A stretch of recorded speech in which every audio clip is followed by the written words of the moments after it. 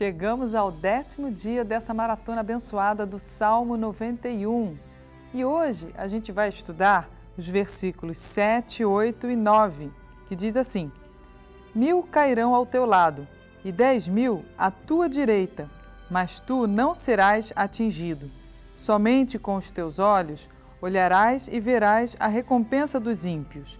Porque tu, ó Senhor, és o meu refúgio, o Altíssimo é a tua habitação. Então a gente vê aqui uma promessa muito grande quando nós confiamos no Senhor.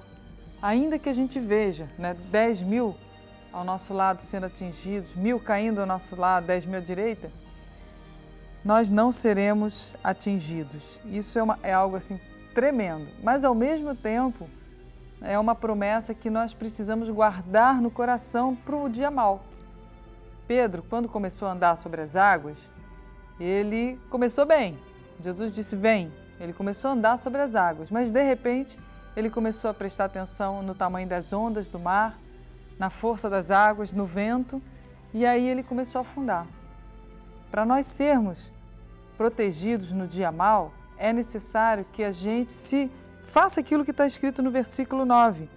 Porque tu, ó Senhor, és o meu refúgio. Que a gente diga isso. Não apenas diga como papagaio, mas creia. Realmente coloque isso gravado no nosso coração. O Altíssimo é a minha habitação. Nós precisamos falar isso, nós precisamos crer e precisamos correr. Para alguns assim, soa um pouco estranho quando você fala 1000 cairão ao teu lado, 10.000 à tua direita, mas tu não serás atingido. Parece que está pensando assim, que o mundo se exploda, o que importa é que eu não seja atingido. Não, não é isso. Não é esse o desejo de Deus para ninguém. Só que, infelizmente, a incredulidade no coração das pessoas faz com que elas se tornem ímpias. Ímpio é aquele que não é pio, é aquele que não é piedoso, é aquele que não crê na palavra de Deus. É aquele que ouve as promessas, mas isso não me importa. Quantas vezes a gente fala, vamos para a igreja, vamos buscar a face de Deus, vamos orar, vamos adorar a Deus, vamos ler a palavra, vamos falar com Deus. E muitos falam assim, não, eu não tenho tempo. Não, eu quero ir para a praia. Não, eu vou me divertir. Esse negócio de buscar a Deus, de ler Bíblia, de ir para a igreja, é só quando eu ficar mais velhinho, é só quando eu já não tiver mais esse vigor todo da minha vida. E muitas pessoas desprezam, estão desprezando o esconderijo do Altíssimo. Olha só o que a palavra de Deus diz aqui, em Lucas, capítulo 4, Jesus falou assim, versículos 24, e disse, em verdade vos digo que nenhum profeta é bem recebido na sua pátria. Em verdade vos digo que muitas viúvas existiam em Israel nos dias de Elias, quando o céu se cerrou por 3 anos e 6 meses, de sorte que em toda a terra houve grande fome. E a nenhuma delas foi enviado Elias, senão a Sarepta de Sidom, a uma mulher viúva. E muitos leprosos havia em Israel, no tempo do profeta Eliseu, e nenhum deles foi purificado, senão Naamã, o Ciro. E todos na sinagoga, ouvindo essas coisas, se encheram de ira. Jesus estava falando a respeito da incredulidade daquelas pessoas. Jesus estava pregando o reino dos céus, Jesus estava pregando que deveríamos nos arrepender, mas, como ele tinha vindo daquela terra, as pessoas falavam, esse aí não é o filho do carpinteiro? Lá, está pensando que é alguma coisa, e não deram bola para ele. E Jesus chegou e falou, muitas pessoas vão ouvir essa mensagem, só que apenas uma viúva creu e foi socorrida através do profeta Elias. Muitos leprosos havia em Israel no tempo do profeta Eliseu, mas só Naamã é que foi purificado. Só ele que deu ouvido àquela serva. Quantos senhores não conseguem ouvir o que um servo, o que um empregado fala? O orgulho é muito grande, Não, quem sabe sou eu, quem fez faculdade sou eu, quem fez MBA, business e outras coisas sou eu. Por que eu vou ficar ouvindo o que o meu empregado está falando? Só que aquele comandante, Naamã, ele abriu mão do orgulho dele, era um comandante, mas ele abriu a mão e ouviu o que aquela jovenzinha tinha falado. Olha, na minha terra existem profetas, o senhor pode ficar curado se o senhor crê nesses profetas. E aí ele foi até o profeta E o profeta mandou ele chegar e se banhar 7 vezes no Rio Jordão. Era um rio meio barrento, não era um rio bonito, não tinha águas cristalinas, mas ele obedeceu, ele ouviu. E aí ele foi curado da lepra. Quantas vezes a gente tem que abrir mão do nosso orgulho, do nosso conhecimento humano, para a gente poder habitar no esconderijo do Altíssimo? Porque a Bíblia diz que Deus, ele resiste àqueles que são soberbos, mas ele dá graça àqueles que são humildes. Se você deseja também que essa promessa se cumpra na sua vida, 1000 caiam ao seu lado, 10.000 à sua direita, mas você não seja atingido, você precisa ouvir o que Deus fala, para que você possa habitar no esconderijo do Altíssimo. Amém? Aqui temos um testemunho para a gente encerrar dessa promessa. Olha só o que aconteceu com a Leslie Gerald King. Ela tinha um grupo, era narrado que havia um grupo de guerreiros de oração em sua cidade, em concordância com o poder de Deus por meio desse salmo, o qual deu aos soldados a proteção sobrenatural de não serem afligidos pelo mal, em um cenário instável onde homens caíam por todos os lados. King disse que a proteção foi tão real que por um ano ele quase conseguia estender a mão e tocá-la, mas os soldados sabiam quando as orações diminuíam e ligavam para casa a fim de perguntar o que estava acontecendo. Havia uma mudança repentina quando as pessoas paravam de clamar, esqueciam o quadro de orações da igreja e se ocupavam em fazer outras coisas. Aqueles soldados em sua companhia imediatamente sentiam a batalha aproximando-se em um nível mais pessoal. O Salmo está fazendo sua mais forte proposta de proteção bem no meio do caos. É um tipo de segurança que permanece em uma categoria própria. Muitas pessoas veem o Salmo 91 como uma linda promessa, a qual arquivam com todas as leituras de boa qualidade feitas e os faz sentir confortáveis todas as vezes que o leem. Muita gente coloca a Bíblia aberta no Salmo 91, nunca leu uma página da Bíblia, mas fica ali aberta no Salmo 91 como se fosse um amuleto de sorte. Mas não é isso. Deus te chama para a intimidade, Deus te chama para você se envolver com Ele, para conhecer o nome dEle. Como Ele diz, porque a mim se apegou, eu o livrarei. O salvarei porque conhece o meu nome. Então não basta apenas a gente deixar a Bíblia aberta ali no Salmo 91, não.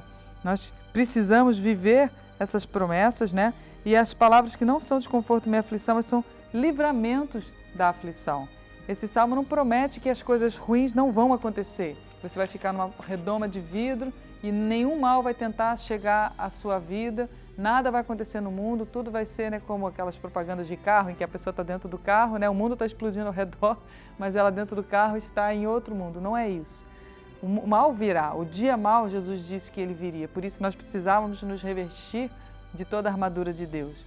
A diferença de sermos atingidos pelo mal ou não, quando ele vier sobre as nossas vidas, sobre a nossa cidade, sobre a nossa família, o local de trabalho, eu não sei, quando vier um determinado tempo que ele vai vir sobre muitas pessoas, a diferença é se vamos crer, se vamos confessar, se vamos estar aliançados com Deus e crendo nas promessas de Deus para Ele nos livrar e não temermos, ou se nós vamos fazer como a maioria dos seres humanos que fazem, que ouvem, não querem saber, não dão bola, não se importam em buscar a face de Deus e aí depois são atingidos porque vivem como os ímpios. É a recompensa dos ímpios.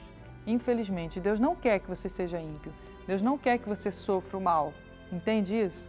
Deus quer que você habite no esconderijo dele. Por isso, vamos orar? Pai, obrigada em nome de Jesus por essa palavra tão forte e tão verdadeira nos dias de hoje, Senhor. Essa repreensão que o Senhor nos traz, porque quantas vezes o Senhor nos chama para estarmos no seu esconderijo, mas nós não queremos. Quantas vezes o Senhor fala através de pessoas, até conhecidas nossas, mas nós não damos ouvidos, assim como aqueles homens não deram ouvidos ao profeta Jesus, que não teve honra na sua própria pátria. Mas, Pai, nós queremos, Senhor, ser como aquela viúva de Sarepta, que creu na providência do Senhor. E ela, meu Deus querido, foi, meu Deus amado, socorrida, Pai. Foi a única viúva, meu Deus, que teve socorro, meu Deus, registrado na Bíblia, Pai, vindo através do Senhor, através da vida do profeta Elias. Assim como também, meu Deus, o Naamã, um comandante tão importante, tão onipotente, mas ele se arrependeu, ele se quebrantou, ele se humilhou e foi buscar o profeta de Deus no momento em que ele estava leproso. Senhor, queremos, meu Deus, nos humilhar, nos arrepender, não sermos, meu Deus, ímpios que desprezamos a sua palavra, mas queremos dizer que Tu, Senhor, és o meu refúgio e o Altíssimo é a minha fortaleza. Queremos fazer do Senhor esse lugar de refúgio, Pai, no momento da crise, no momento da dor, no momento, meu Deus, que o mal tenta nos assolar.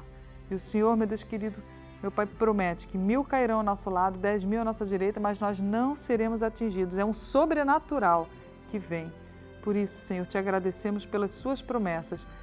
Ajuda-nos a crer, ajuda-nos a confiar, ajuda-nos a não afundar como Pedro, a não olhar para as circunstâncias, mas ficarmos firmes, Senhor, no Senhor e no Teu amor.